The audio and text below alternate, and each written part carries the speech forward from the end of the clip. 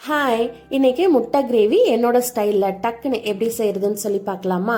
அதுக்கு கடாயில் ஆயில் சேர்த்திட்டு 1/4 டீஸ்பூன் அளவுக்கு வந்து சீரகம் சேர்த்திக்கலாம்.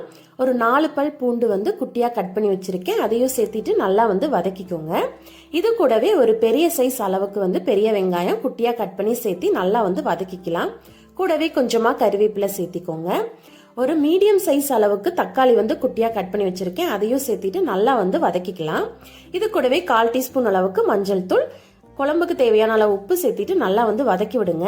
இந்த வெங்காயம் தக்காளி நல்லா வதங்கினதுக்கு அப்புறம் இது கூடவே 1 டீஸ்பூன் அளவுக்கு மிளகாய் தூள், 1/2 டீஸ்பூன் அளவுக்கு கரம் மசாலா, 1/4 டீஸ்பூன் அளவுக்கு வந்து மிளகுத்தூள் சேர்த்திக்கோங்க. இதெல்லாமே வந்து நல்லா வதக்கி விட்டுட்டு ஒரு 1.5 டம்ளர் அளவுக்கு வந்து தண்ணி சேர்த்திட்டு ஒரு மூடி போட்டு ஒரு 5 நிமிஷம் நல்லா கொதிக்க வச்சு எடுத்துக்கலாம். மசாலாவோட பச்சை வாசனை எல்லாமே போனதும் நான் ஒரு 5 முட்டை வந்து வேக வச்சு தோல் உரிச்சு வச்சிருக்கேன், அதையும் வந்து சேர்த்திக்கோங்க. சேர்த்திட்டு மூடி போட்டு ஒரு 5 நிமிஷம் நல்லா கொதிக்க வச்சு இறக்கணும். அப்படின்னா முட்டை கிரேவி வந்து ரெடி ஆயிடும்.